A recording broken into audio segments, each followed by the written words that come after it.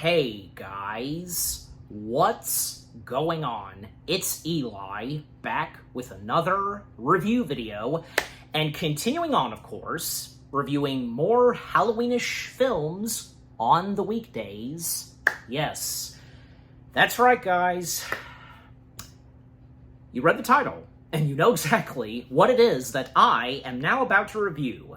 Yep, and as was clearly teased in the last review video, I'm sure, didn't take you that long to figure out what it was, duh, and here we are. So definitely this other film and such, from good old Universal Pictures, and from the, godfather of movies, but on the producer's chair, and through his company, Amblin, and with the film's director, everybody involved, bringing us this one film that came out in 1995, and definitely was one of those films. It was that, I guess you could say left an impact, and even still, even in my opinion, and I'm sure you guys would think so too, still holds up, especially because with what this film has to offer, a harmless, simple, fun, entertaining film for the entire family to sit back and enjoy. Yep. And, because this coming out around that same time and era when we were starting to get quite a handful of movie adaptations of cartoons. And definitely Universal was one of those movie studios that was doing quite a lot of them, especially since 1 year earlier before this, they did say the Flintstones, and of course Spielberg being involved in that. And definitely Spielberg was, doing a lot of movie adaptations of cartoons, adapting them into movies, and this being one of them. So yes, guys, I am now finally reviewing, not to mention, this film is celebrating its anniversary, and this is totally one of those movies that's a perfect, pure film to watch on Halloween time. It pretty much is a Halloweenish film. Yes, guys, I am now finally reviewing 1995's Casper. Yep. And you saw the thumbnail, of course. Yep. Anyways. So, 1995's Casper. Yeah, like I said, I feel, in having done a rewatch of this, and I had a great time, revisiting / rewatching this, and, on account that I was going to be reviewing this, here I am now. Yeah, like I said, I think, in my opinion, and if you feel the same way too, Casper still holds up quite good. Sure, I mean, it's not really a perfect film, and it didn't really cross my mind until I heard from other people, and I'm sure you guys would probably feel the same way too when I say this, that 95's Casper was kind of going in that same route as something Chris Columbus, like having that Chris Columbus touch to it. And yet the fact that Columbus himself had no involvement in this whatsoever, I'm sure if he did, it would have been fine, but still. But honestly, and now that I'm thinking of it and I bring it up, and because I realized that, and before I did a rewatch, and when I rewatched it, it didn't bother me. Actually, honestly, because when I did my rewatch, it didn't really cross my mind. Yeah. But like I said, it's not a perfect movie, but that's not to say it's bad. No, because it's, like I said, it's a decent, harmless, enjoyable film for, again, all the families to enjoy. And it was amazing with what this movie accomplished back in 1995. The early 90s, man, they were really accomplishing some things that hadn't been done until now and then, where, some pretty good CG / digital effects, and in the case of bringing CG / digital characters to life on the big screen in the realm of live-action movies. Because, prior to Casper, and still in the campground of Universal, because, Universal had quite a lot of movies of theirs in the 90s that were unlike anything that audiences had seen. Because, Well, from 93, we had Jurassic Park. 94, the Flintstones. Some of the, dinosaurs and mammals in the world of Flintstones. Some of them being digital/CG, not to mention the Sabretooth being the first one to have digital fur, even though we don't get that much of the Sabretooth. Still, it was amazing that they achieved that back in 94. And a year after that, well, we got, say, Casper, and the fact that this was the first movie to have a key character that was entirely CG/digital. There had been nothing like that until Casper stepped in. Yeah. And, of course, have to mention good old ILM, because working their magic on bringing Casper and the other three ghosts to life, along with other things that happen throughout Casper, they do not disappoint. They did not disappoint in this. And, post Casper, another film of Universal's that would have another, key, one of the key characters, being CG/digital, well, Draco from Dragonheart, of course, yeah. And, the others that they would do on from there, like, say, Rocky and Bullwinkle, that's another good example. And, how far ILM would come to, from one movie to the next, making digital/CG characters look fantastic, especially because when it would come up to, say, Episode 1, bringing Jar Jar to life. Yeah. Anyways. So, yeah. And with the storyline of Casper, yeah, I mean, I understand completely that most of it's quite messy, but to be completely honest, and when I did my rewatch of this, and I had seen it before quite a lot of times, the story being messy and such, to me, I didn't care. It didn't bother me. I followed this movie quite well. Maybe you did as well. Yeah, and by the way, because with my early experience and exposure to Casper, knowing about the character, of course, well, at a young age, I really hadn't seen anything Casper. I hadn't seen any of the cartoons. The only cartoons I saw at a very young age as a toddler were, say, some of the Disney ones, and most prominently, Looney Tunes and Pink Panther. And at some point, Hanna-Barbera came in. I watched a good chunk of Hanna-Barbera, anything Hanna-Barbera on TV, during the good old days of Boomerang from Cartoon Network. And, Casper, not one of them. The only, Casper piece of material I had seen on TV was Casper's First Christmas, which I did review before. That's with him and Yogi Bear and the gang. Yeah, because Yogi and the gang coming to an abandoned house, celebrating Christmas. You know which one I'm talking about, of course. That. I had heard the theme song before, and I'd seen bits and pieces of some of the Casper cartoons here and there and such. Not to mention that there's one Casper cartoon where where he basically tries to kill himself, but he's dead already. He's a ghost. Does he not know how it works? Anyways, so I just thought I'd mention that because it's true. It does exist. There was a cartoon of that. There is. But, point being that, yeah, when it came to the Casper movie, I do remember the very first time I had ever watched the Casper movie from 95. I remember watching it most prominently on TV. Most prominently, I should say, ABC Family, now called Freeform. Because, yeah, I'm sure you guys are probably aware, Casper is a big thing that Freeform shows every Halloween, because it's right there next to, say, Beetlejuice, Hocus Pocus, Monsters Incorporated, the Pirates of the Caribbean films, Haunted Mansion, the one with Eddie Murphy, and so many others that they do. But yeah, Casper being one of the biggies that they always show around Halloween time. And again, I'm sure you guys are well aware of that. So I remember the first time I ever watched/seen Casper, the movie, was on TV. Then eventually at some point, got a DVD copy, and then later on got a new fresh DVD copy and such. Yeah, because again, having to rewatch this, had a great time rewatching it. Yeah, because like I said, I think it holds up pretty well. May not be the best, but that's not to say it's bad.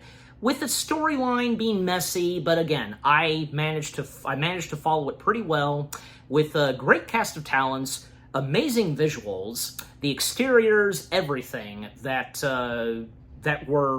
came to life, brought to life for the movie Casper, and the funny moments, a few scary moments. I mean, yeah, especially any little kid, I guess, would be terrified of certain things that happen in this movie, no doubt about it. I mean, and it does depend. Emotional moments here and there, oh yeah, they're pretty well done. The cameos, yeah, I mean, the cameos don't really bother me, but until I bring them up, of course. Some puns here and there, a bit of a batch of swearing, and to think, because yeah, this is Casper and this is PG and so on. Like, well, I mean, this isn't the first time a PG movie had some swearing like that, especially back when, like, say, hell, damn, and bitch were strong swear words. Anyways, yeah, and yeah, just overall, Casper the movie is what it is. If you like it, that's good. It's your opinion. And for me, well, I'm on the same page as any of you, where I really enjoy this. I don't think there's really nothing wrong with this, and it's very enjoyable.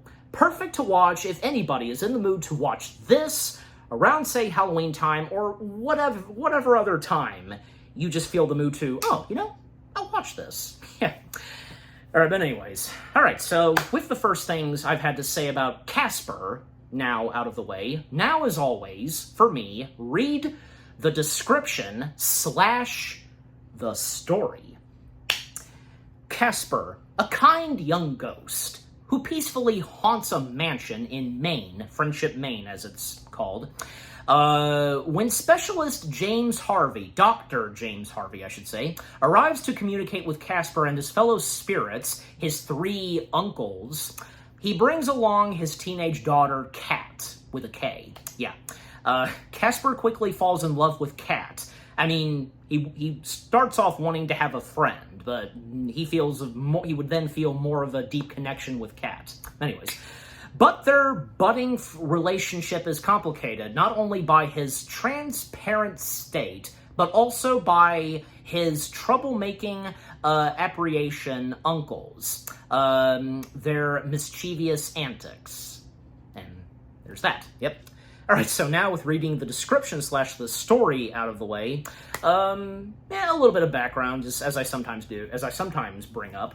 Well, yeah, because, well, as mentioned earlier, Spielberg, you know, fresh off of the success of 2 biggies that he directed for Universal that came out that same year, Jurassic Park and Schindler's List, and for a couple of years throughout the 90s, he took a break from, you know, directing any movie. I can understand why, yeah, especially after having worked on Schindler's List, yeah.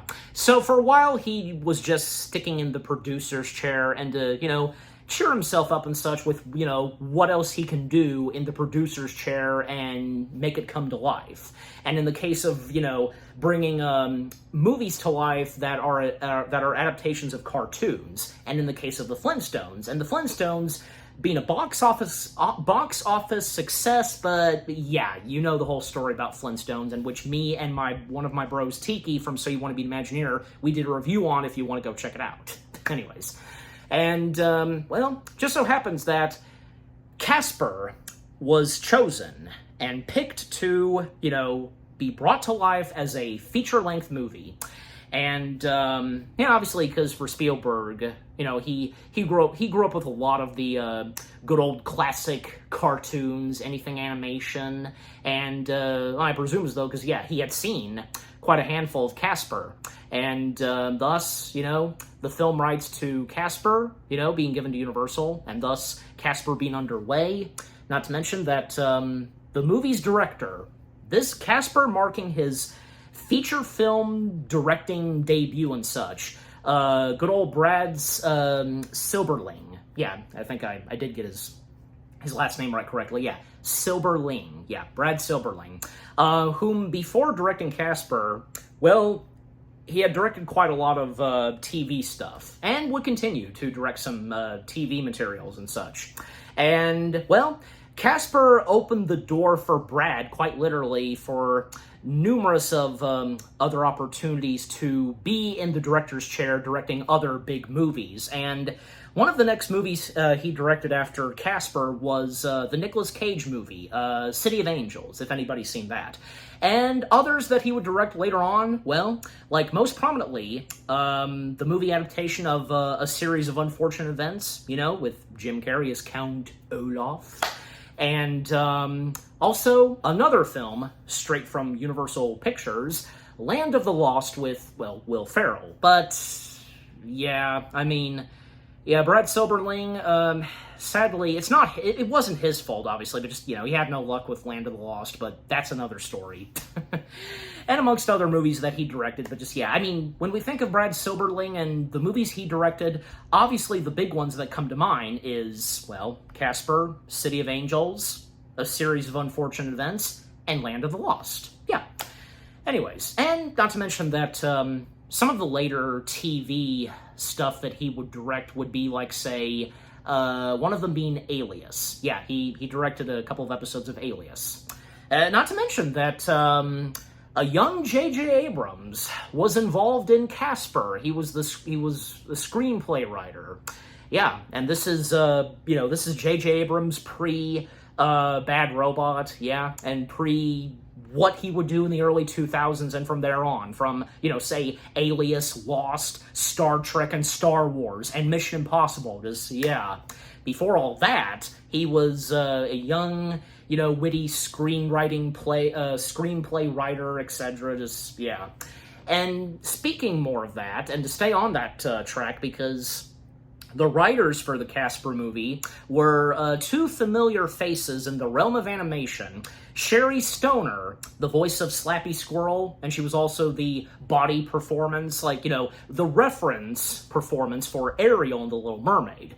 And Diana Oliver, if I got her first name right, yeah, whom we would know her best as the voice of the titled character, the Brave Little Toaster. Yep, that's her. Nice to see. So it's great to see that, yeah, both of them coming together, and look, you know, because they did their very best. I have no doubt that they did their very best for what they could bring to life on paper for this movie. It's not their fault either. Not, you know, from them to Brad, just everybody. Just, yeah, they did their very best. But like I said earlier, that's not to say Casper turned out bad. It's just an okay, harmless movie, right? So that's all there is. Anyways, all right, that's all the background I've got. So, you know, that I can think of and talk about. So, all right, with that now out of the way, well, let's now dive in / break down the film itself, shall we? Okay.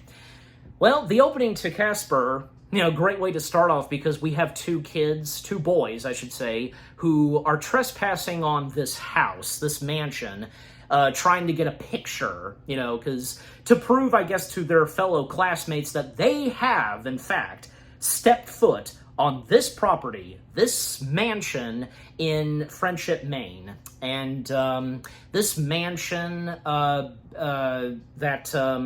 is the main, like, place of this movie called Whipstaff. Yeah.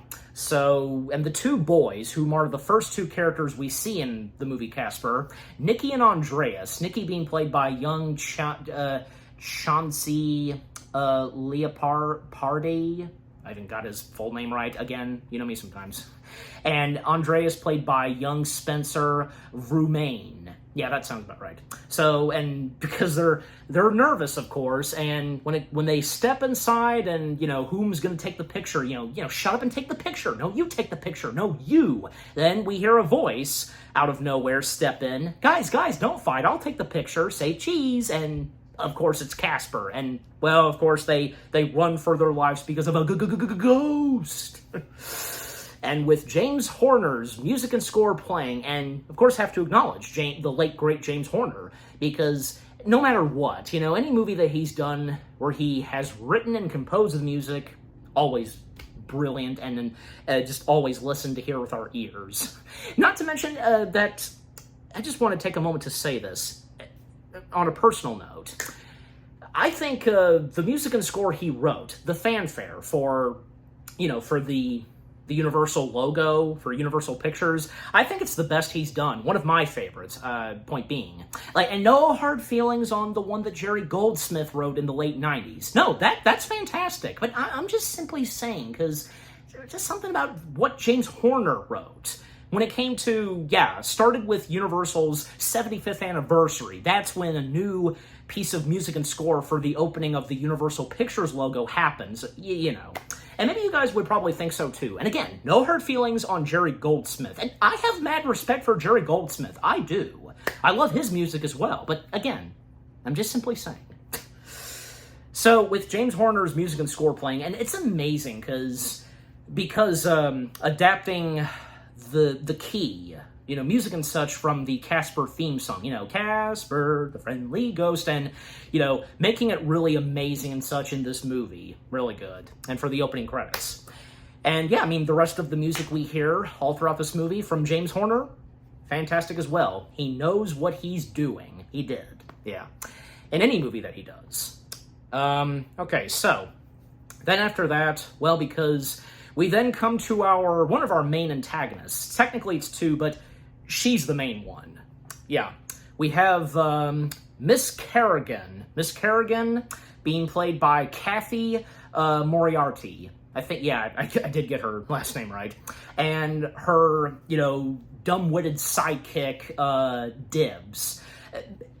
And because of what I said earlier, that this movie, the Casper movie, going for, Chris Columbus vibes, don't you think that, and I've heard this, where it seems like Kerrigan and Dibs are, the wet bandits of this movie, from Home Alone? Don't you think? Just, I don't know. I mean, besides, because we have, in some other movies we've seen, even in Disney ones, we have the, evil villain, of course, and we sometimes have the sidekick who's kind of has his dumb moments and such, and Dibs being the case. And Dibs, Kerrigan's sidekick, being played by Monty Python veteran Eric Idle. Yes. And I'd say, Casper and a few others, they were one of my earliest films where I had seen Eric Idle, but definitely the other main cast members of this movie, until I get to them, But anyway, so we have Kerrigan and Dibs, where basically Kerrigan, after having, lost her father, she's basically inheriting what came from her late father, the deeds and such, and not to her liking. She just all these deeds and that are read off by one of our first cameos, named Rugg, being played by good old Ben Stein. The guy from Ferris Bueller's Day Off. Bueller, and amongst other things he's been in. He's so good. So again, he's one of the first cameos we get in this movie. But, his cameo, there's nothing wrong with it, is it? I mean, it's a pretty good one, but because it's Ben Stein's. Yeah. So again, reading off the deeds, and Kerrigan doesn't like it whatsoever. And, it's lunchtime for Rugg as he looks on his watch, and And, Kerrigan, she throws all the deeds in the fireplace, and when Dibs is trying to recover them, one of them actually has some words that were covered. They were invisible until, because of the fire, now they're being uninvisible.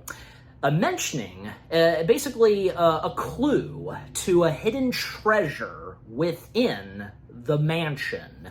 Again, being called Whipstaff. And, this gives Kerrigan a likening. She likes the sound of that. Hidden treasure, what could this be, basically? And because the mentioning of buccaneers having hid the treasure. And, thus, they would make their way to Whipstaff, and, poor Dibs, because Kerrigan just treating Dibs like shit, basically, having him go out in the pouring rain to open the gates that lead to Whipstaff, and so on. Not even stopping for him to get back in the cars, But once they make their way in, it's empty, it's quiet, there's nobody present. And, because, of course, in the case that nobody lives in Whipstaff, and because it's haunted by you-know-who, but not just him. There's amongst other ghosts besides that one. And, well, because there's no sign of the treasure, and even before they can proceed further in Whipstaff, they hear the voice of a kid, and Dibs is translating for Miss Kerrigan on what to say, and yeah. But then eventually Kerrigan just, playing no games and wants whomever it is to show himself, and, well, he does so. And, he does tell them having them promise not to scream or anything, but of course they would when, we see Casper himself, the title character, in all of his digital/CG gory. And Casper, being voiced by young Malachi Pearson. I think I probably butchered his first name some, but you know who it is, and anyways. And of course, Kathy and Eric, their performances, and when they first see Casper, just brilliant, and as they start to scream, Casper, you shouldn't do that, or you'll... Too late, and he vanishes, and, well, they've summoned Casper's 3 mean ghost uncles. Because we see them rising, terrifying both of them, and they run for it. And not long after that, they start to call in some experts to try and handle the situation to, dispose the ghosts in any way. And one of the first people they hire is SNL character Father Guido, being played by Don Novello, aka the voice of Vinny from Atlantis. So, come on, I mean, his cameo in this is not bad, right? Just, it's pretty good, because Father Guido not really having a full experience on ghost activity, exorcism, all that. I mean, he's studied videos and everything, so he thinks he's got it. He's got the hang of this, and And of course, Don Novello, his performance, and just, I think I've got this. Just So, he proceeds on, but sure enough, I think, because one of the 3 ghosts, they did puke on him, because, Exorcist parody, of course, a reference, where the Exorcist, because being possessed, vomited, that whole thing. And they twisted his head, it's backwards. But he's okay with it, piece of cake. To him, it worked out fine. And then the next cameo we get right after Father Guido is one of the Ghostbusters, Ray. Yes, and of course, it's Dan Aykroyd as Ray. And to think that, Dr. Raymond Stantz is the only Ghostbuster there. None of the others are there. And, of course, how can we forget Dan Aykroyd's line and delivery in Casper? Who are you going to call? Someone else. And he just walks off, there's nothing else he can do.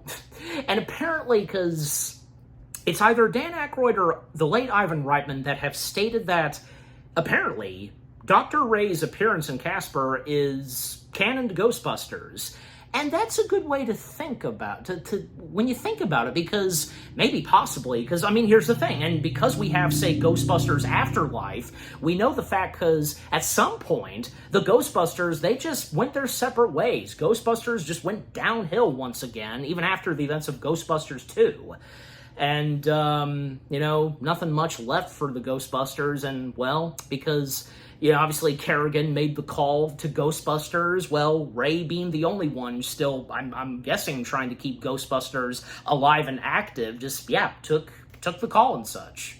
Not to mention that, not that I'm complaining, no big deal, that you notice that Dan Aykroyd, and when he, because he shot his cameo for Casper, he was sporting a mustache. No, I mean, not that I'm complaining, it's, works perfectly fine. Nothing wrong with, come on, is it a big deal that, we'd see any of the Ghostbusters having facial hair? Not me, really. Ernie has, because he has a mustache, for God's sake. Just, anyways. And after that, well, what next? And that's when Kerrigan calls in construction guys to tear down Whipstaff. That's probably going to be the only way for them to get into Whipstaff and for her to claim her treasure, even though it's not really. But of course, that doesn't work because of the 3 ghosts terrifying all of the construction men. Just, so much for that. And, well, Casper trying to tell the workmen that they were just kidding, and, well, Casper, he's really trying to find a friend, a human friend and such. And then, when we come to Casper by himself, watching TV, changing the channels, he's got Mr. Rogers on at one point. And, the message that Mr. Rogers says, and that's in Casper, pretty well put, because, that you are who you are, and just, you're perfect that way, and so on. You know what he's said, and yeah, of course it's true, and Casper should think so as well. And after, I think, changing the channel to, a Looney Tunes cartoon, I think so, yeah. And then, a news report that brings up about, the doctor himself, Dr. Harvey.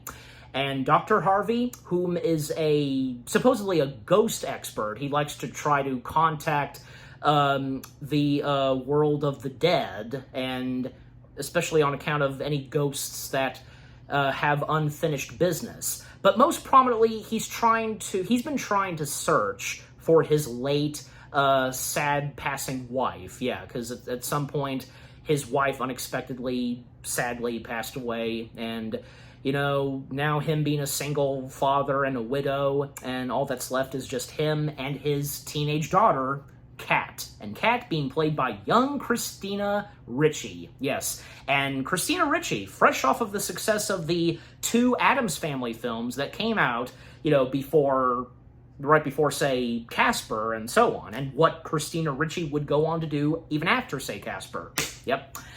And so, with Dr. Harvey and on the news, explaining, because, about the paranormal world and with the ghosts and such, and even when the news people tried to interview Kat, well, they don't get that much out of her, especially since it's brought up that they've traveled through the country, and Kat, by this point, has been to 9 different schools. 9! Could you manage that? Yeah, especially in Kat, because Kat getting tired of all this constant moving, going to different schools, and not really making any friends. Yeah. And because this gets Casper's attention, well, and this is his chance, maybe, to try to make a friend, and in the case of Kat, Kat kind of being around his age, presumably, well, he goes, somewhere in Friendship, Maine, and, goes through the wires and to the hotel room that Kerrigan's staying at, turning it on her TV, and eventually she notices, and when knowing about the presence of Dr. Harvey, his existence, and everything about ghosts, he's the ticket. Now, he's the one that she's most prominently been trying to look for to handle this ghost situation. And by the way, because Bill Pullman and Christina Ricci, to talk more about them, because, like I said earlier, because Casper being one of those movies that was one of those movies that I had saw at an early age where it was one of those that, as I said, that I'd seen Eric Idle in. Well, I mean, besides that, obviously, I had seen him in, in anything Monty Python, especially in the case of The Holy Grail, the best Monty Python movie ever, duh. Also, Shrek the Third, that being another one. I'm sure the same goes for you. And amongst other things. Even say what you will, but I enjoy it, him as Dr. Nigel Channing in Journey into Imagination with Figment. But before that, he was that same character in Honey, I Shrunk the Audience, So, so Dr. Nigel Channing having come straight from Honey, I Shrunk the Audience before, say, Journey into Imagination. Yeah. Anyways, besides, how can you not love anything Eric Idle does? Because he's Eric Idle, one of the Monty Python veterans. Yeah. Okay, but point being on Bill Pullman and Christina Ricci, Casper definitely was one of those movies that I had first seen both of them. Most prominently, Christina Ricci, I think it was, between this and the 2 Addams Family movies that were some of my first movies that I had seen Christina Ricci in. And in the case of Bill Pullman, it was between that, Spaceballs, and Independence Day. I mean, those are the 3 biggies of Bill Pullman, the movies that he's been in. And when we think of Bill Pullman, we think of those movies. Yeah, because in the case of Spaceballs, Lone Star, and Independence Day, the frickin' President of the United States, and when taking on the aliens. Yeah, tonight, we celebrate our Independence Day. Yep, making that awesome speech. Anyways, so overall, because Casper was another one of those movies that that was one of my earliest movies that I had seen both Bill Pullman and Christina Ricci in. And both Bill Pullman and Christina Ricci, well, they do a fantastic job in this movie. They did really well, and I'm sure you guys would think so too. But anyways, back on point, because when Kerrigan, obviously she's called up and hires Dr. Harvey on the spot, and thus they travel from Santa Fe, to Friendship, Maine. And, the sequence we get where both father and daughter are talking and, because Kat just talking about, what it's been like for her because of having traveled through the country, going to 9 different schools, hardly making any friends and not making a official friend, you know what I'm saying? Like a longtime friend and so on. Even Harvey assuring his daughter that, she'll make a friend and such, And even when, his wife / Kat's mom is mentioned, and at first, Kat doesn't really believe in ghosts and such, and Kat even telling her dad that he's not going to find her, even if he does, and if what he's trying to do will succeed. And that's when Harvey, he pulls over to the car and he makes a deal with Kat that if this doesn't work, if this finally doesn't work, what he's been trying to achieve and such, then no more traveling and staying in one place, one school. And they make a deal, pinkies and such, which would come later, the thing of them making a deal, pinky swear. So, they would proceed on to Friendship, Maine, and when they make their destination, they are immediately greeted by Kerrigan and Dibbs, and a very awkward interaction, because, after they shake hands with Dr. Harvey, and then when Harvey introduces them to Kat, because, you have a very beautiful daughter, very beautiful, because, Kerrigan grabs Kat's face and, what's that about? Just, I don't know. Acting very strange. And Kerrigan makes it very clear to Dr. Harvey that she will be keeping an eye on Harvey. And she'll be okay if, say, if it takes a few weeks, but not say if it takes a month, a year. No, it has to be done as soon as possible. She can't wait that long because on account of the treasure. And even though she doesn't mention that to Dr. Harvey, still. Even if she did, how would he have reacted to it? I don't know, but anyways. And Kerrigan gave Dr. Harvey a set of flowers, and right before they disembarked, Dibbs, him saying, have a lovely day. And that's the last we would see of them for now. We would see them very later on. So, thus, when they make their way inside the mansion, Whipstaff, they're amazed by how beautiful Whipstaff looks. And, fun fact about the exteriors, what was built for the movie Casper, because apparently at one point, because maybe you guys know about this, I don't know, because in 94, and while they were filming the movie, the Northridge earthquake happened, and it damaged the sets, pretty much, but in the end, they were structurally safe, and the damage actually added to the realistic crumbling look to the mansion. Because it works. What a coincidence, what a miracle that something like that happened. And even Brad Silberling, he liked it very much, and I'm sure the same goes for Spielberg and everybody else. So it's for once, it's nice to see that, technically the Northridge earthquake did something good, just only in the case of Casper, okay? Anyways. But and I'm sure you guys are well aware of the when the Northridge earthquake happened in 94, if you've known that story and such, but just wanted to mention it because it's true. Anyways, and by the way, because of the cameos, just to go ahead and mention this because I'm looking at it right now, because there was one cameo where apparently Steven Spielberg would have been Dr. Harvey, but it was cut for pacing reasons. Oh, yeah, I get it, because of what would happen to Dr. Harvey when he would get possessed. But until I get there. Okay, anyways.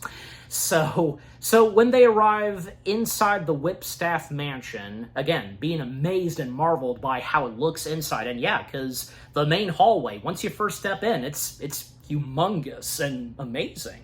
Even though it's dusty and there's cobwebs, still, that doesn't stop the fact that it looks amazing. The inside of the mansion. And Casper, in all joy that they've arrived, and now he can make friends with Kat, but how's he going to do it? He's struggling at first with how to make a good first impression on Kat. And as they start to settle in, yeah, Kat going off on her own to find a room of her own, and yeah, because at one point she would come across one bedroom where Casper's 3 ghost uncles live in and sleep in. Yep, and their names are carved on the beds. Stretch, Fatso, and Stinky. And Kat making a 7 dwarves joke. I wonder where Doc and Dopey sleep. Yeah, I mean, hey, come on, that's acceptable, because because of their names being carved, it's exactly very similar to the fact that the 7 dwarves' names are carved on their beds. Yeah. And then, yeah, she finally finds a suitable room, which turns out to be Casper's room, and it's his bed. And, yeah, Casper just, there's a girl on my bed. Yes! But, yeah, and as she starts to settle in, and her father, Harvey, does most of the packing, and then bringing in her stuff/belongings in the room she'll settle in, and Kat happening to have a photo of her mom, and yeah, by bringing up and talking about, her mom some, and, well, it seems like Kat so far is starting to dig what this mansion is like, and, even her pointing out to her dad that, maybe they don't really need to pack since they'll probably just be staying here for 2 weeks. But, at the same time, she's joking, and she thinks that so far it's pretty good. And then a little later, and when Harvey leaves, well, because Casper, he's trying to make a good impression on Kat, trying to introduce himself to her, but obviously Casper's going to know that she's not going to react very well. In fact, when Kat's going through her stuff, she throws a sock, it gets in Casper's mouth, he spits it out, it hits the back of her head. Yeah, she felt it, and that was not normal, because what could that have been? And when she turns around, sees Casper, she finally sees a ghost, and Casper, pleasure to meet you, well, she passes out. And that didn't go so well for Casper, yep. And to him, he blew it. And he gets some water, and then he, kind of does that, like a washcloth, just like wrinkling it and just, yeah. And getting her to wake up, and when she wakes up, of course, she screams, and this quickly gets the attention of Harvey on what the heck just happened, why she screamed, and Kat explaining that she just now saw a ghost. And Harvey, he's not really sure, and he analyzes the room, okay, let's see if there's any ghost here. Nope, not here. And then, when going into the closet, he too sees Casper, and he too screams. Bill Pullman's delivery of his scream is brilliant. Yeah. And Casper just being kind and polite and offering a handshake. Yeah.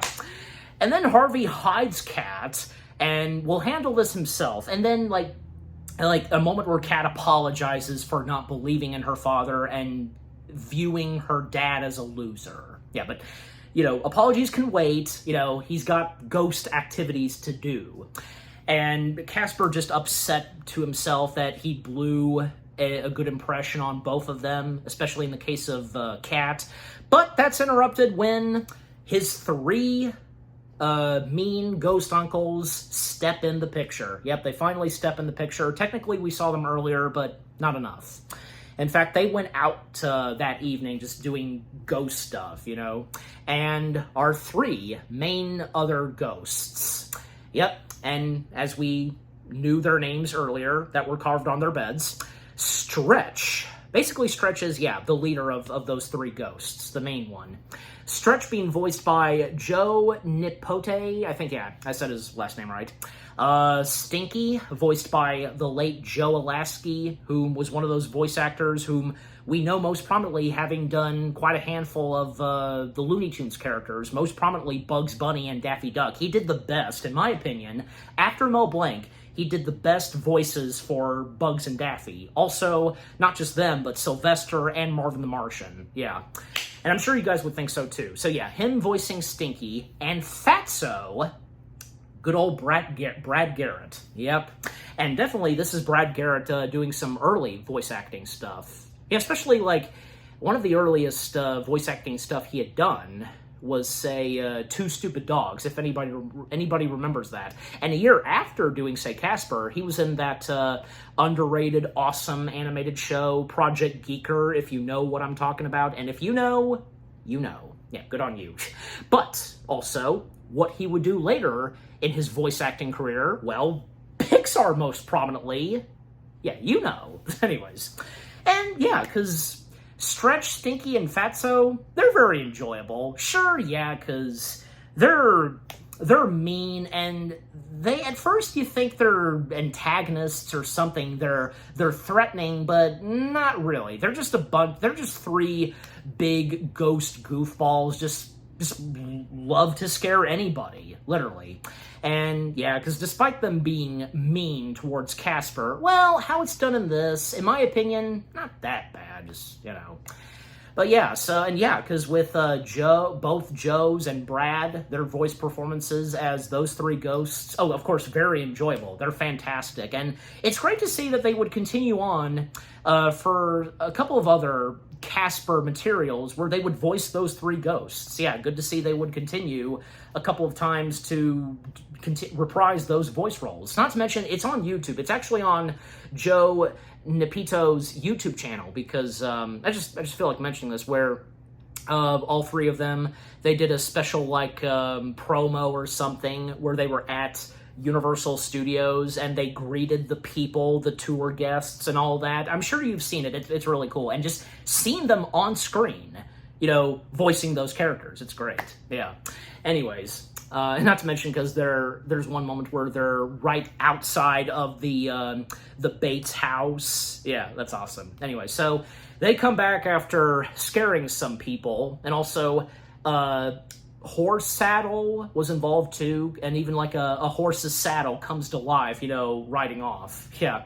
And Casper greeting them, he's trying to not have them come inside, because if they do so, and with them being aware of the presence of two humans, which of course being Harvey and Kat, then yeah. And Casper recommends that they should probably eat dinner outside, because of the moonlight. You know, it's a nice evening. I mean, that doesn't sound too bad, but yeah, they don't take that very well, and they grab Casper, play him like an accordion, and they just sending him launched in straight to the moon, you know. See ya later. Anyways, so when they go back and when they make their way inside the mansion, it doesn't take too long for them to sense the presence of flesh. Yeah, air fresheners, you know, like airbags, as they would call the humans, like, you know, insulting them. And when they hear Dr. Harvey saying hello, oh yeah, because like, yeah, they're about to have some fun spooking someone. Oh yeah, and what comes next where they spook the living daylights out of Dr. Harvey is fantastic. And to speed things up some, because yeah, that whole sequence, you know, because where Harvey's trying to find Casper, but what he finds instead are those three ghosts. And yeah, they scare him with scary looking teeth and red glowing eyes, and he passes out, and then all three of them dive. They dive inside of him, and well, when Harvey regains consciousness, he goes for the sink and splashing some water on his face, and, you know, then when he looks himself in the mirror, this is where we get more batch of cameos, where Dr. Harvey, starts to morph because of, you know, of Stretch, Fatso, and Stinky.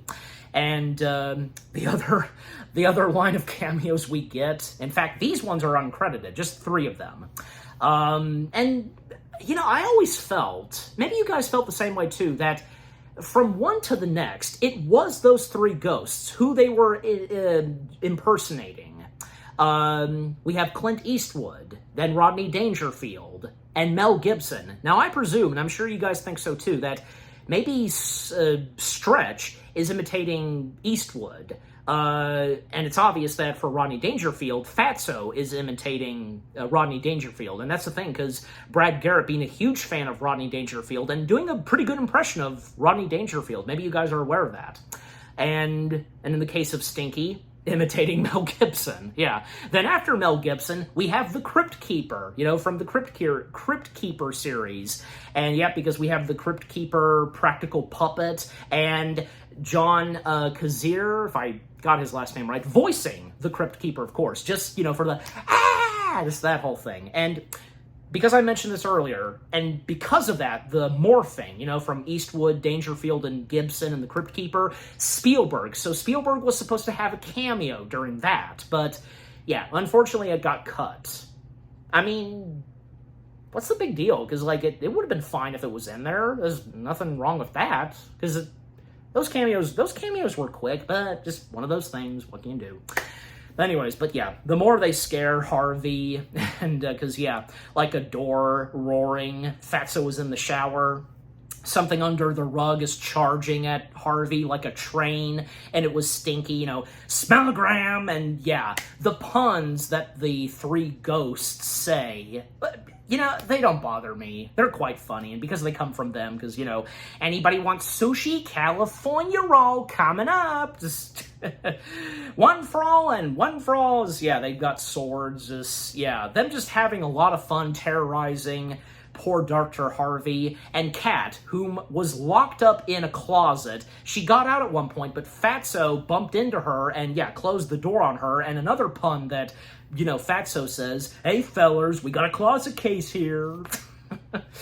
And Dr. Harvey, this time, trying to take on the three ghosts, the ghost trio, he whips out a plunger, and the three of them, they whip out umbrellas and canes. And Kat eventually got out of the closet twice, and she bumped into Casper. Actually, Casper helped her get out, and once again, she screamed, went to her dad, witnessing the sword fight, technically, from her dad and the ghosts. And, well, then at one point, Stinky lets out some stinky breath on Dr. Harvey. He lands on a vacuum, and good idea on Harvey, where he whips out the hose and Stretch going, "What the hell is that thing?" There's one of our swear words, and that comes straight from the ghosts, God. The animated digital characters swearing, well, it makes sense on account of the three ghosts, but anyways.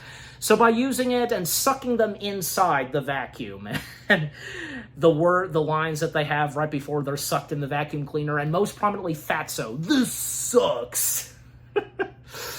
I find it funny. I'm sure you do too. So that's taken care of. And after all that, because, everything's good now between, the situation they're in. The ghosts have been taken care of for now.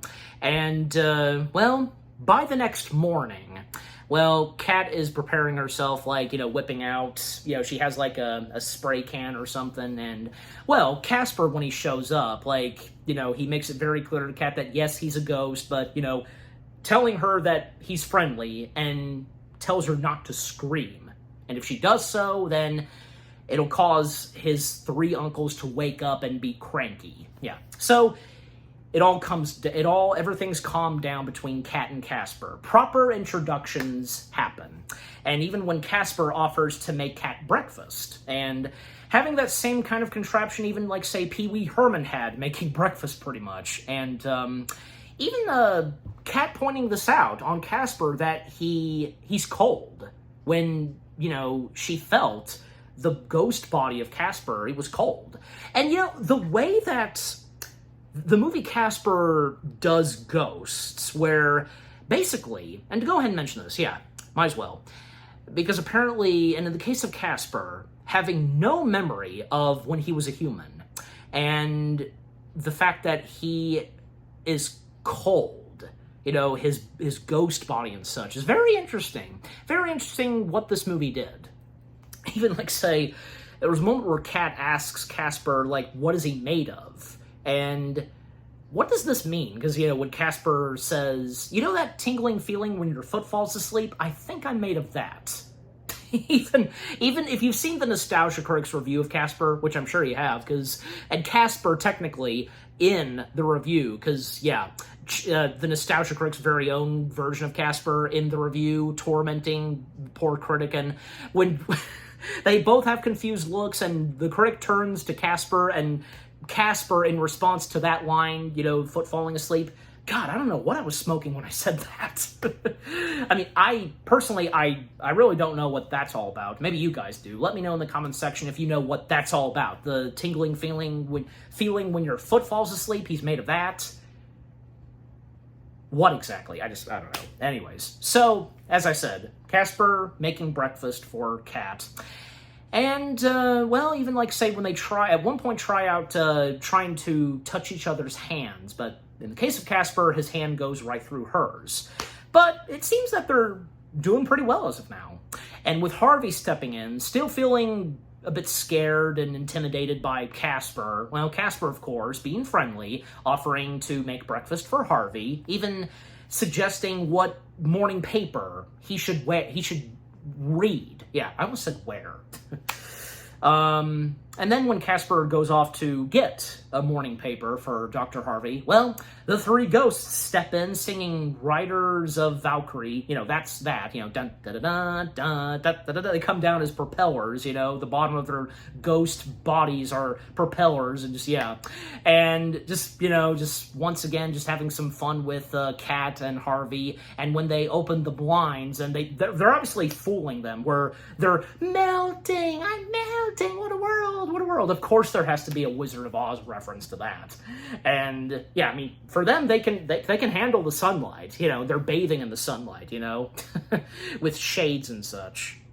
But then, Stretch confronting Casper, why are you serving those air breathers and you don't serve us? Give me my meal!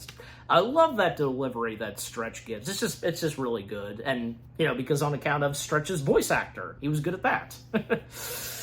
It's also funny at times because anything that our three ghosts, they can morph into anything, because, when Casper fixes their breakfast meals, and there's a joke on Oprah where Fatso says that he feels like he's Oprah on hiatus. Come on, I'm sure it's harmless, but yeah. And then they say that Casper has no respect for them. Well, that's the other way around. They don't respect Casper, so you're talking about yourselves. They're talking about themselves. And Stretch noticing that Casper's cleaning up the floor, which he never does, but because there's company. And that's when, Stretch, he morphs into a soccer boot and, kicks Casper. Poor Casper. And Kat, sticking up for Casper and just insulting the three ghosts. You guys are disgusting creeps. That they like, and they're just like, thank you. Why don't you just clean up the floor? Hey, shut up, skin bag. Piss off, and so on. Drop dead. Too late. And Kat has her first day of school happening, and Dr. Harvey just gets her out of there because, just not to have this go intense. And Harvey, turning to the three ghosts, and makes it clear to them that, he's their therapist and will help out and maybe possibly for them to get to the other side and such, with the unfinished business they'll no longer have and so on. But, of course, they're not going to cooperate with Dr. Harvey. And when coming to Kat going to school and those that we see at the school, because, and already because, two other kid characters we get who, technically they're other antagonists in this movie, but they're antagonists kind of towards Kat, but not that much. We have Amber being played by young Jessica Wesson, and Vic, whom Kat takes a liking to. Vic being played by young Garrett Ratliff Henson. Yeah, I got his full name right. And so again, Kat taking a liking to Vic, and things that go on for Kat on her first day of school, well, not that good, but at least it doesn't end horribly. And the teacher at the school, Mr. Curtis, I know who he is. He's a good actor. Played by Wesley Thompson. I'm sure you've seen Mr. Wesley Thompson and other stuff. Yeah, good actor. So, yeah, Mr. Curtis, obviously, Mr. Curtis at times trying to keep things cool and get the students to settle down. And apparently, at the school, they're supposed to have an annual Halloween party, but it seems like it's not really going to happen at the school. And even Amber, she was open to have the Halloween party at her pool house. Well, yeah, boat house and such, but all the students don't like that idea, because, yeah, they don't want to do it there. But that is until when Kat is introduced, introducing the new student. Well, Kat mentions about having just moved here, and with the mentioning of Whipstaff. And when she mentions the name of that mansion, all the students go in silent for a moment. They know that place. They know it's haunted, supposedly haunted. And they're surprised that she lives there? Yeah. And seems that as of now, they want this Halloween party to happen at that mansion. And thus that's what would happen. Yep.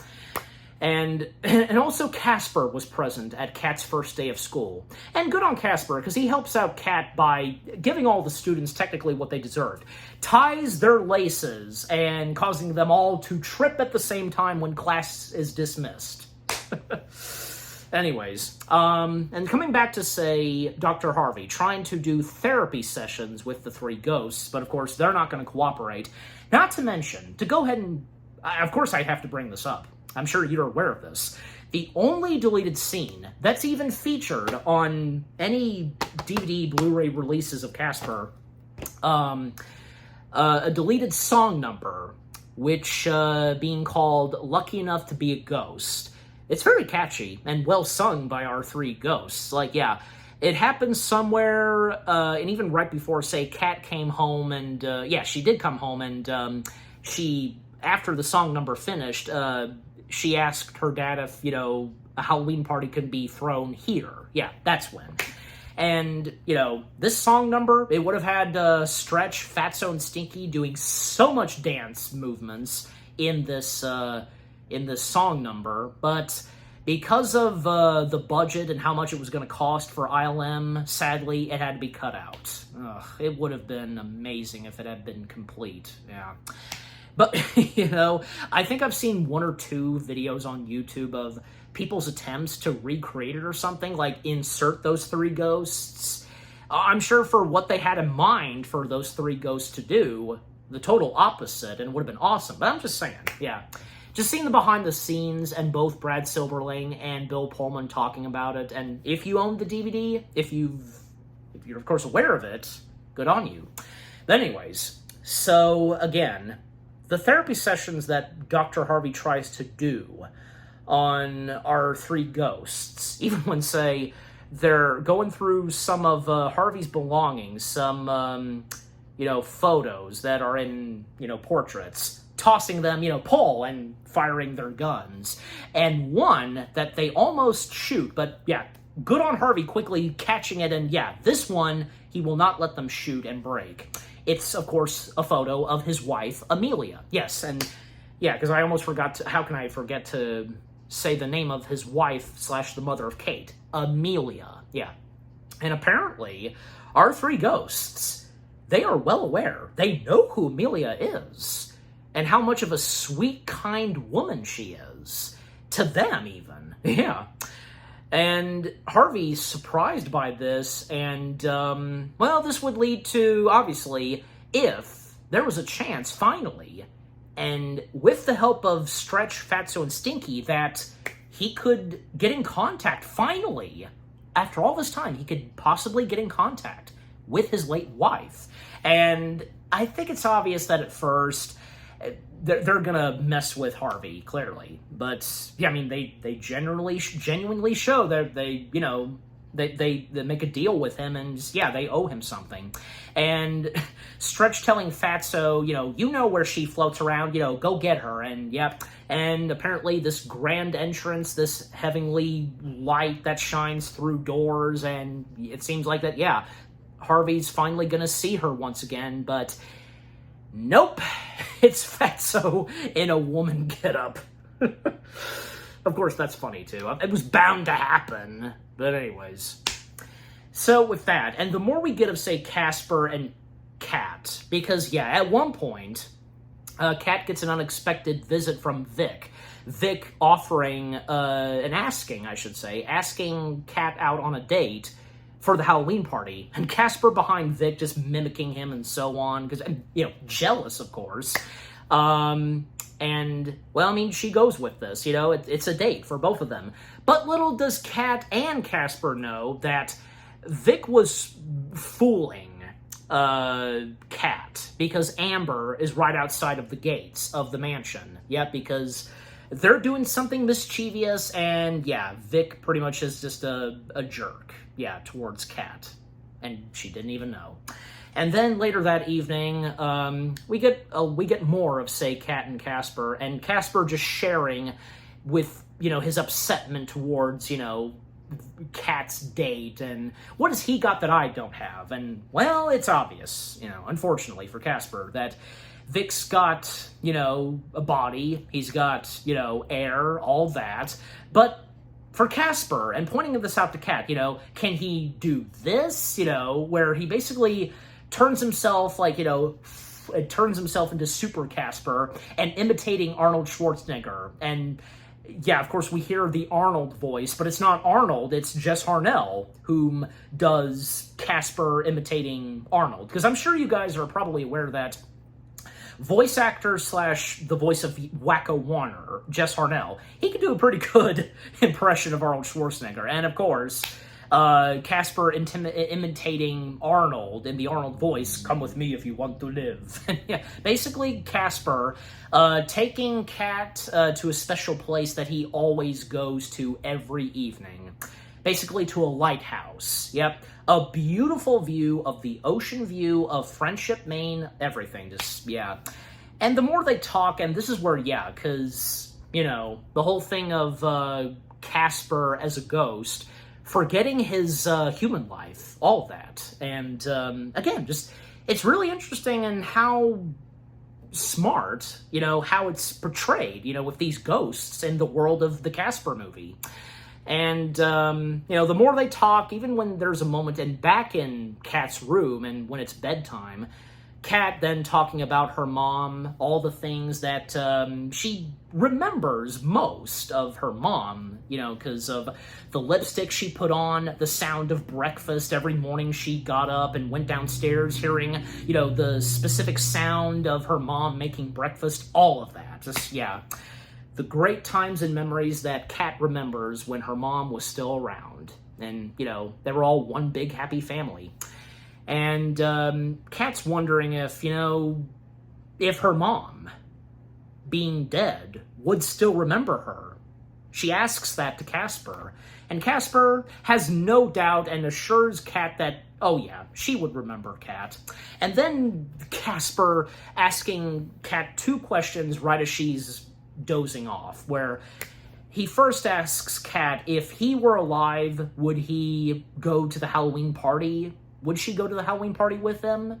And she's like, mm-hmm. And then the second question he asks, Kat, can I keep you? Now, I don't know about you guys. I'm sure for some of you, you probably found that creepy, but that's not what it was supposed to be.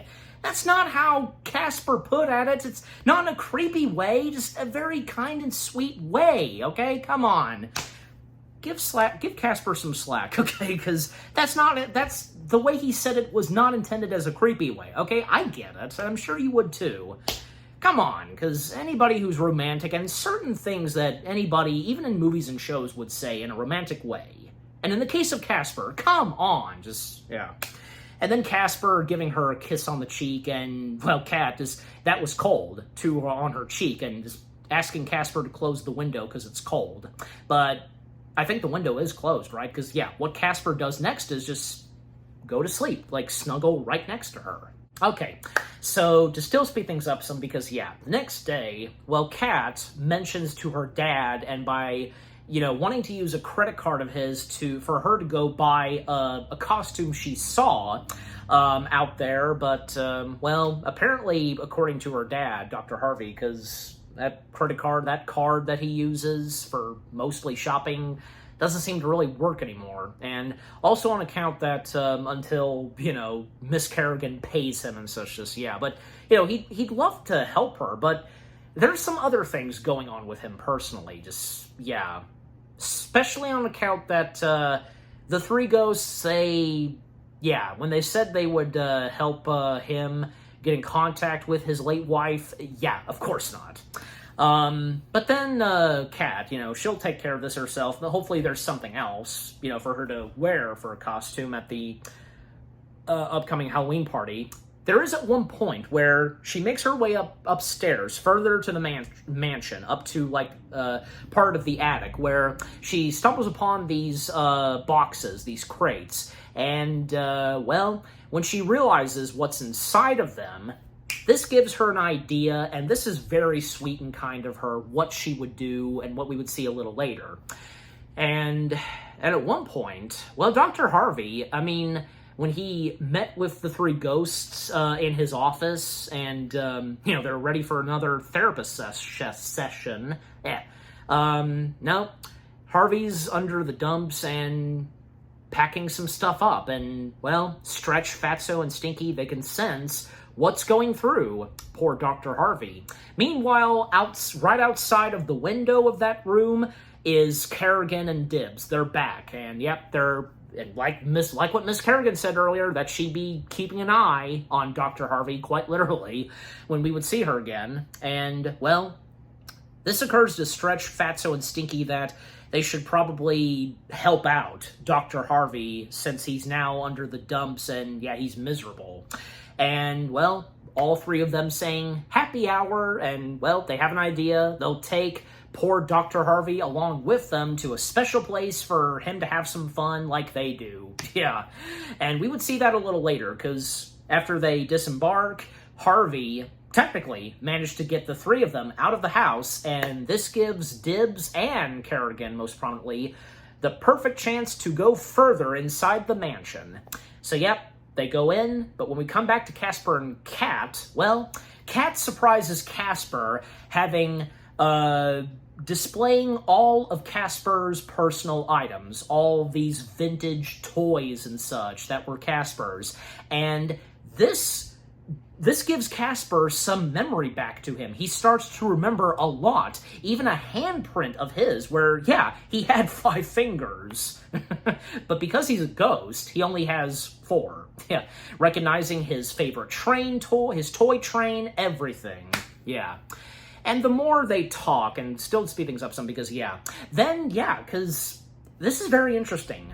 Because for the first time in anything Casper related, we technically find out about Casper's origin, and apparently the word is that J.J. Abrams was responsible for Casper's origin story.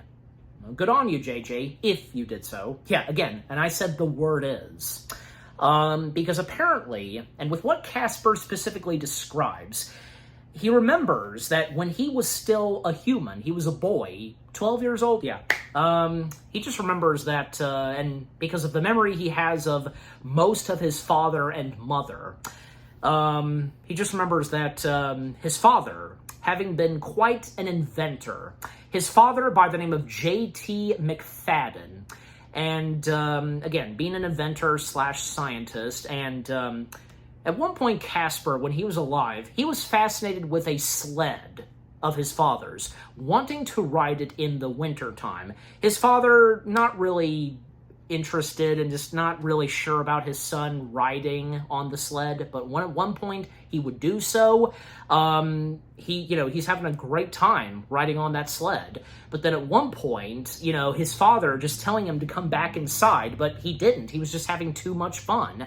And then at one point, Casper became sick and not feeling too well, and supposedly, I'm pretty sure, yeah, because even in the movie they established that apparently Casper had pneumonia, and sadly that's what killed Casper. And this distraught his father, and apparently, and there's a couple of newspaper articles that Kat stumbles upon, where apparently one of them reads that J.T. McFadden, the father of Casper, became obsessed with bringing back to life his son, because supposedly, him being in the presence of his son's ghost, and by bringing to life a machine, which be known as the Lazarus machine, which basically is something that could hopefully bring back his deceased son. Well, unfortunately, at some point, both Casper's parents died, and sadly, J.T. McFadden didn't accomplish this, wasn't able to accomplish this, never did. Not to mention, this was technically cut, and you can just about see a glimpse of this one photo, where apparently, there's a photo where we see Casper's 3 uncles alive, and I even Googled that image. You can easily find it on Google. You can Google that, when Casper's 3 uncles were alive. It's the voice actors. They are in costume as those characters when they were human. That's brilliant. That's just brilliant.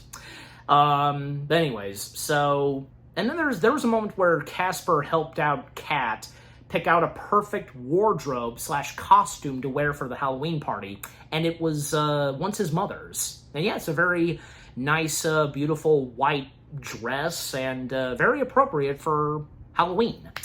So yeah, then, and with the mentioning of the Lazarus machine, it occurs to Casper that somewhere below the mansion is his father's laboratory, and where the treasure is also hidden that Kerrigan's trying to go after. And they're eavesdropping, overhearing what Kat and Casper are saying at one point, and thus they would follow them where they go. And yeah, the up and atom machine, yeah, that's what it's called. Yeah, pretty cool and funny machinery that is used, and that, yeah, transporting Kat directly to Casper's father's laboratory and such, and riding on a chair, going through different gadgetries, just, yeah, it's pretty cool and funny. And Kat just kind of struggling with some of it, just, yeah. And even when Dibbs and Kerrigan, they too get on a chair, and poor Dibbs is going through so much, the shaving cream, all that, just, yeah, poor Dibbs. But anyways, so they make their way further down the mansion to this, cave-like room, pretty much, and yeah, this cavern, where all of Casper's father's gadgetries, inventions reside, and where the Lazarus machine resides, underneath this pool of water, and yeah, Casper trying to find a way to resurrect it, but Kat, on the other hand, finds, what would activate the Lazarus machine to rise from that pool of water. This, supposedly, it looks like it's a book, but it's not really. It's basically, yeah, it's a book that reads Frankenstein, but when opening it, it reveals the buttons, and she presses it, and thus out pops the Lazarus machine. And maybe this is Casper's chance to finally be human. And if it can be permanent and such, who knows? And, well, because there's a few bottles that are attached to the Lazarus machine, this kind of souped mix liquid that Casper describes. That's the ticket for the Lazarus machine to work. Yeah, it has to have that. It has to have those bottles attached to the machine. And, well, they proceed on doing so. Casper getting in the Lazarus machine, and the Lazarus machine activated, and so on. However, unbeknownst to Casper and Kat, they don't realize this, most prominently Kat, Dibbs slips in and steals the bottle of that soup liquid and such, yeah, for the Lazarus machine. And because of that, well, what happened to Casper inside, he would become a a boiled egg, literally. But he's still a ghost. And because of this, yeah, Dibs and Kerrigan, they now have possession of that bottle of liquid, and yeah, realizing that one of them could die and be brought back to life. And apparently they go back and forth on one another, most prominently Kerrigan trying to kill Dibs, but Dibs trying to also do the same thing, and it's pretty funny, just, yeah, between villain and sidekick, you know, a stupid sidekick and with the villains, you know what I mean? Just, yeah, it's funny. And just, yeah, just the chemistry and the performance between, you know, both of them, just fantastic and hilarious. And then when they get outside and she tries to start up the car, trying to ram, you know, over Dibs, but, you know, she misses him. Even when Dibs throws a statued head at the car, breaking the window, she can't really see. She collides into a tree when she gets out. Well, the car/Jeep is, yeah, the van, I should say, is right where a cliff is. When she opens the door, she gets out, she falls. We hear her screaming, and yep, we know what's going to happen next. And when Dibs comes to the scene, yeah, because calling out to Kerrigan, "Are you a ghost yet?" And, well, yeah, Dibs thinking that it didn't really work as planned and saying that, you know, what a waste. And she wed my favorite pair of glasses. Okay, because, man, well, I can understand why he doesn't really care and have any remorse for Miss Kerrigan. However, just when he thought that it didn't really work, nope. Think again. Miss Kerrigan, we only see her shadow. We see the shadowy figure of her ghost form rising, and yeah, not so fast, little man. The bitch is back. Another swear right there. Just, yeah, and I love Eric Idle's expression, just seeing the shocking sight of Miss Kerrigan as a ghost. Like, yeah, this can only end well. And right after that, we cut to Stretch, Fatso, and Stinky and Dr. Harvey at a bar. And, of course, that's where they're at, happy hour. And Dr. Harvey, he's having the time of his life, being drunk and singing Jailhouse Rock, because it's karaoke night. And all three ghosts, they're planning to basically put Dr. Harvey out of his misery. They failed to do so, even when Dr. Harvey, he then interacts with the three of them, and, you know, he then realizes and says, even though he's drunk, he tells them that, you know, he shouldn't try to kick them out of the house, because, you know, he's going to tell Miss Kerrigan that they are, you know, they should still live in the mansion and just continue to spook and such. Yeah. Finding it ridiculous that, you know, just trying to get rid of ghosts from that mansion. And, you know, being very kind and sweet to the ghosts, you know, telling them he loves them very much and kissing all three of them on the lips. And, well, only, yeah, kissing them on, like, the head and the lips, just, yeah. And because of how sweet Harvey is acting towards them, well, Stretch, Stinky, and Fatso, they can't resist, because how can they now attempt to try to kill and put Dr. Harvey out of his misery? Just, yeah, they can't do it now. And they just break down. And, well, Dr. Harvey tells the boys that, you know, they'll head back to the mansion. And he does not pay attention that behind him, and when he opens the doors, there's construction work right outside, and there's a ditch. There's a big hole, and, yeah, well, and Stretch, Stinky, and Fatso, they try to warn him, but no use, because, yeah, when the doors close and he's outside, we hear him fall and scream, and not good, yeah. Anyways, but coming back to Cat and Casper, because, yeah, Cat helped get Casper back to his normal self, you know, putting some air inside of him, you know, and it made his ears pop as he comments. But that's quickly interrupted when Miss Kerrigan, her ghost, steps in. And, yeah, this is the fourth CG digital character we see, and in the case of Miss Kerrigan as a ghost.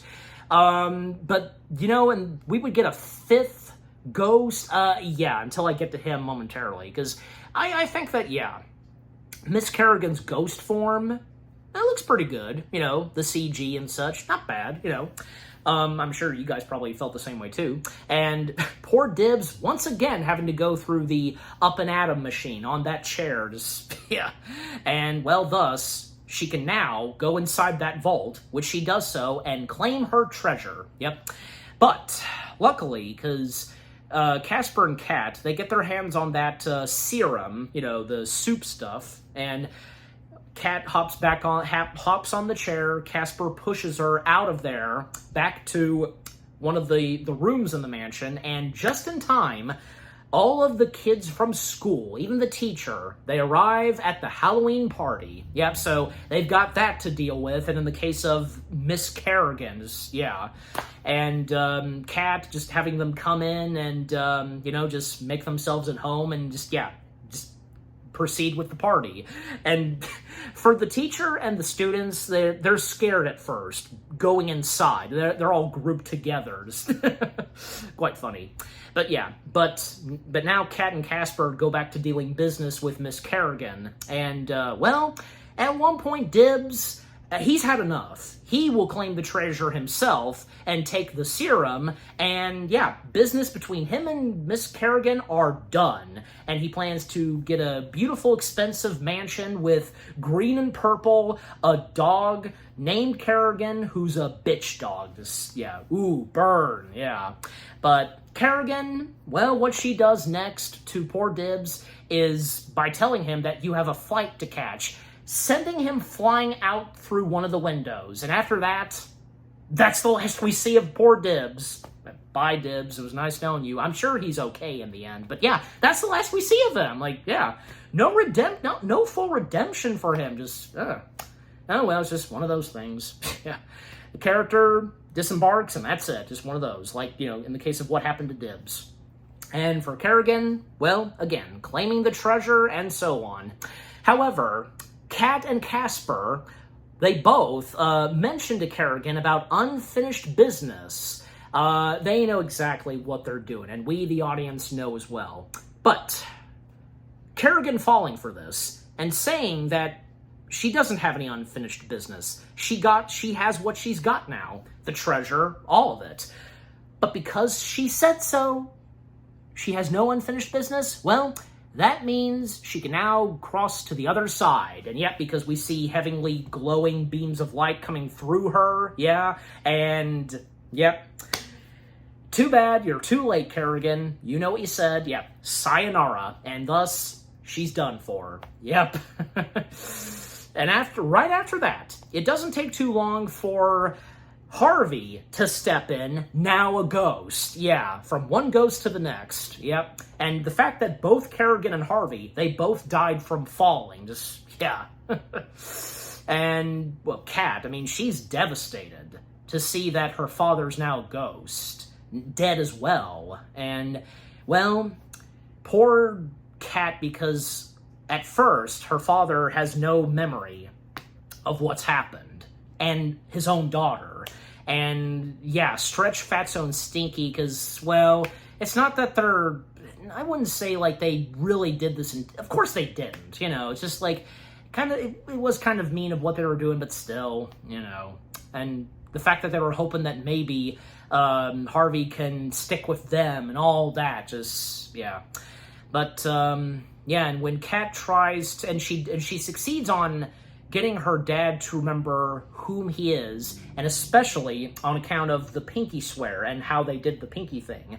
Now he remembers, and he feels terrible, what he's done. And, well, Casper, when he was planning to have himself be human again, he knows the right thing to do now. For Harvey to take that serum and, step into the Lazarus machine, and from there on, which that's what happens. Casper did a very good thing. Yep. And, well, everything's good now. Harvey is alive again. And, and thus, now that Kerrigan's defeated, and, oh yes, and not to mention the treasure. You want to know what that treasure was the whole time? Well, not that I'm complaining. I never once had that reaction, seriously? All throughout this movie, that's what that treasure was? It was one of Casper's favorite baseball players of the Dodgers. I'll remember to put that in a text. Yeah, the name and such. But anyways, but I'll still do it. Okay, anyways.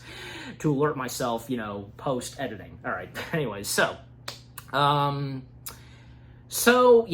with all that taken care of, and, well, now the Halloween party can proceed on. And, well, Kat is feeling kind of alone. You know, even when, say, she was supposed to go on a date with Vic, which of course doesn't happen, when we see Vic and Amber, they were planning to, I guess, yeah, scare everyone at the Halloween party with a creepy costume. Vic has Amber on top of him and, you know, in like this cloak and such, and they're looking at themselves in the mirror that, yeah, they dig this costume they've made. And sure enough, Stretch, Stinky, and Fatso, they do a good thing right here, yeah, where they scare both of them. They get what they deserve, you know, thank you, and they run for their lives. So yeah, sayonara, Vic and Amber, you got what was coming to you. And even like, yeah, everybody from school, like, they see this happening, they run for their lives, they just applaud and cheered, and they turn their attention to Kat, that she had something to do with it. Not really, but yeah, it's okay. Anyways, and then we cut to Casper just, you know, feeling sad, because, you know, even though he did a good thing, still, not able to go on a date with Kat for the Halloween party, but when he's playing with his baseball ball, well, it disappears when he tosses it in the air, like, where'd it go? And then he sees a heavenly light beam come in, and we finally see, after all this time, Amelia. Yes. Did I at one point, like, was saying Amber instead of Amelia? I don't know, but anyways. But, oh, yeah, Amelia. We finally see Amelia, not in the flesh, but still, we physically see her, you know? You get my point. Yeah.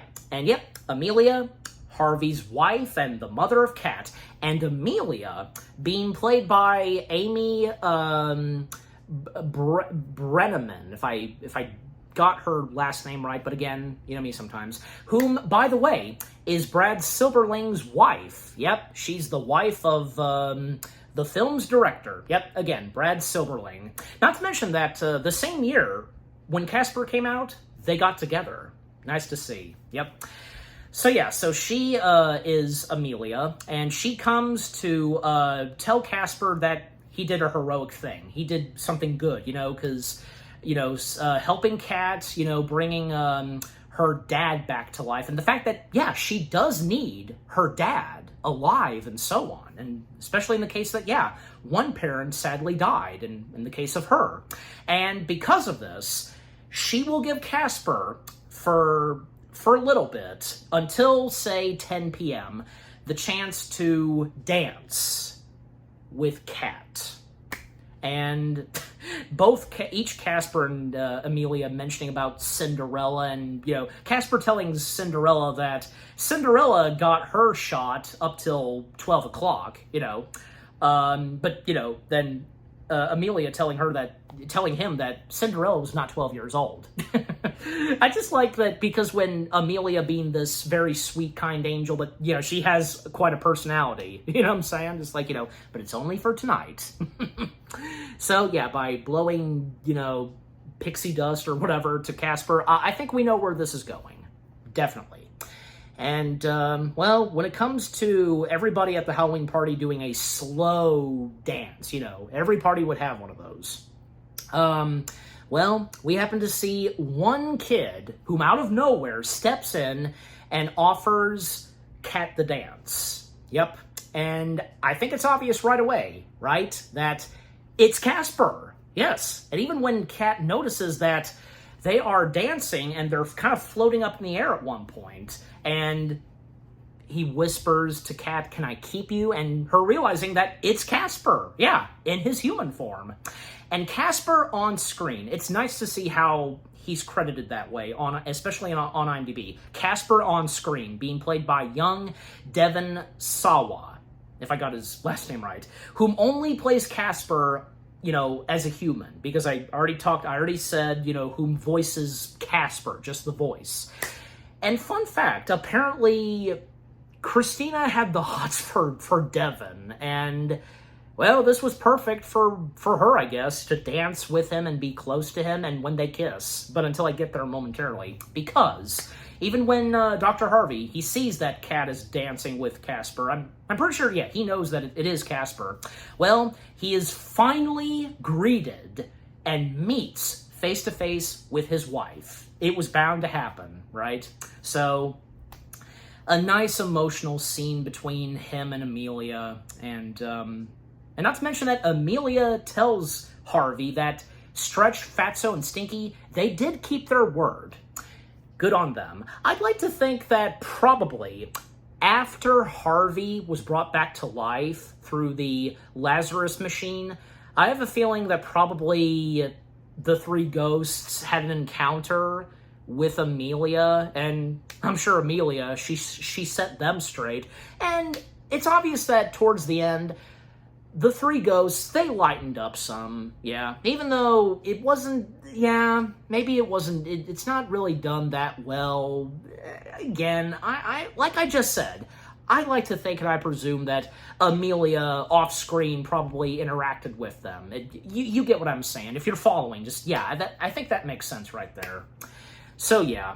Again, an emotional, sweet moment between Harvey and Amelia. And, because Amelia, just telling Harvey that she never had unfinished business.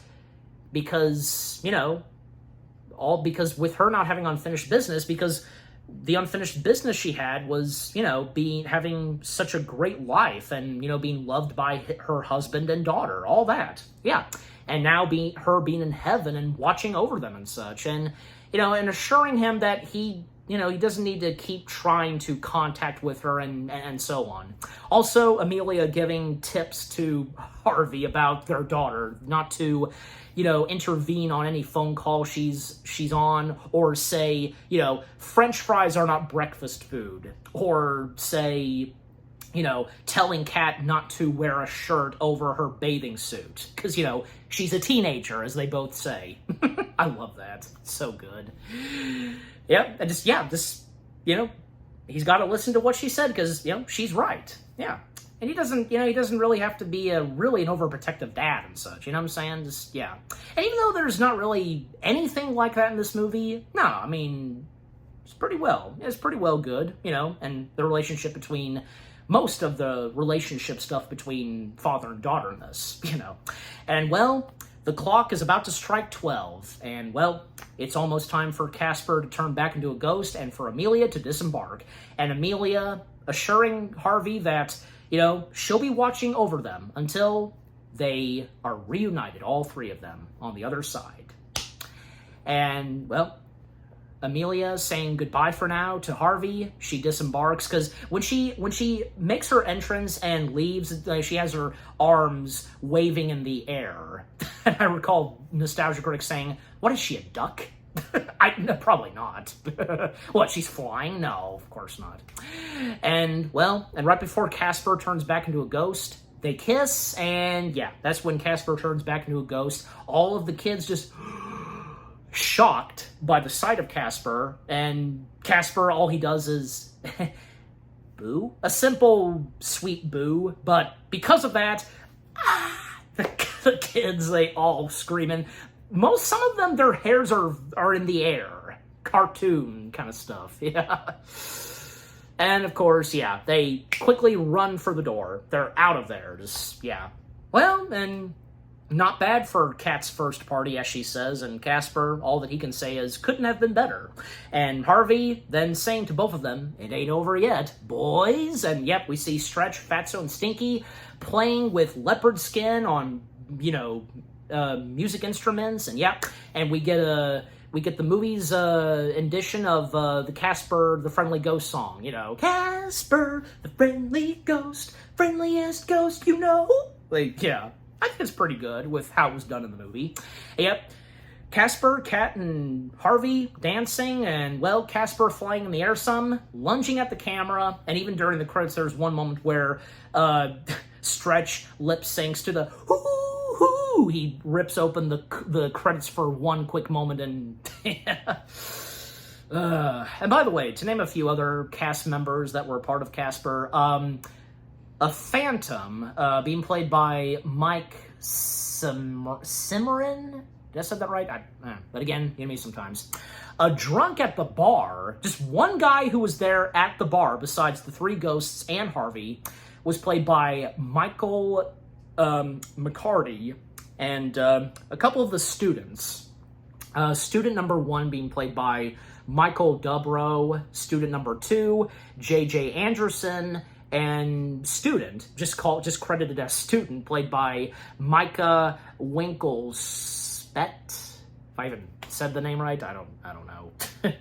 Anyways, and also 2 other kids that were at the party, they were at the party, and they're uncredited. Little Red Riding Hood, played by Else Main, and Kid at Party, played by Tony Stefano.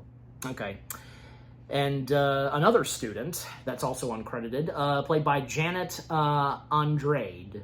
Okay, if I said that right. Yeah, just as I sometimes do, just naming, the other cast members. Also, Teddy Murphy, yeah, hard copy, because Teddy Murphy appearing in this, and woman being interviewed being played by Ernestine Mercer, and reporter, just the voice, being Doug Bruckner. Yeah, okay. So yeah, I mean, that's pretty much all the cast members of Casper. Yeah. But, yeah, 1995's Casper. You know, again, it's not perfect, it's not really the best, but it's still good. It still holds up, in my opinion, and I'm sure you would feel the same way, too. Very enjoyable, a very nice, harmless, good film, and maybe for some of you, it was for me, technically, a relaxing comfort film to watch, yeah. And, despite the fact that, most of the plot is messy, it has some Chris Columbus vibes, still, it's not bad. It was good. I really enjoyed it. And again, I'm sure the same goes for you. Yeah, just from the storyline, the cast of talents, from Bill Pullman, Christina Ricci, Kathy Moriarty, Eric Idle, Ben Stein, and with the cameos we get from Eastwood, Dangerfield, Gibson, Aykroyd, Father Guido, the Crypt Keeper, and the voice of talents, from Casper himself, and in the credits, he, introducing the voice of Casper, again, young Malachi Pearson, him, Joe Nipote as Stretch, Joe Lasky as Stinky, Fatso, being voiced by Brad Garrett. Yeah, everybody that acted in this, they were really good. The exteriors, the sets, the designs, the digital/CG effects by ILM, bringing the ghosts to life, most prominently, the titled character himself, Casper, James Horner's music and score, funny moments, emotional moments, some scary moments here and there. Everything about 1995's Casper is without a doubt very enjoyable. And I'm giving Casper, well, why not?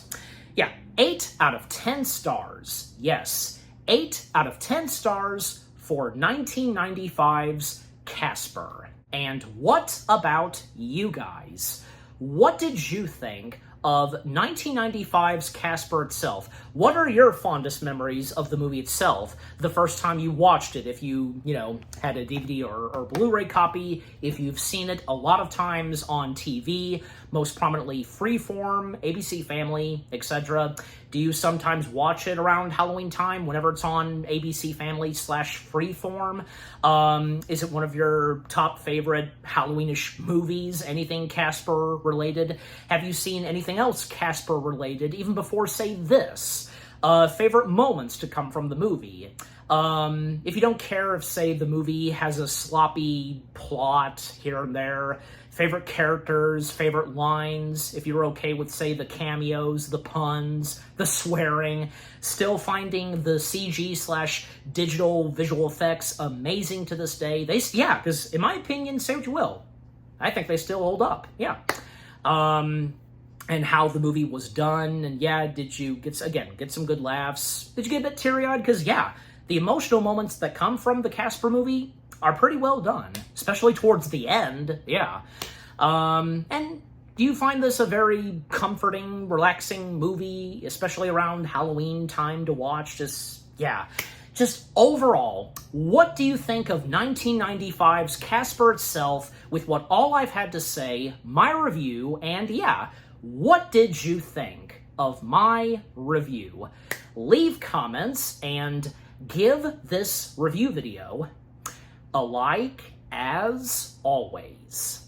And so guys, with all that being said, thank you very much for watching. I hope you guys enjoyed my review of 1995's Casper. More review videos are coming your way. They're going to be awesome. Keep looking forward, and I will see you guys in the next video / review. And, well, of course, continuing on reviewing more Halloweenish films on the weekdays. Stay tuned later tonight, because what I will be reviewing next, alongside with a friend of mine who will review collab this with me, yeah, well, it came out the same year as Casper, and let's just say it's a Mel Brooks film that has to do with a vampire played by Nielsen. Yeah, I'm pretty sure you know exactly what it is that I'm talking about. Just, yeah, again, stay tuned for that. Take care, happy anniversary to Casper, and peace out. Boo!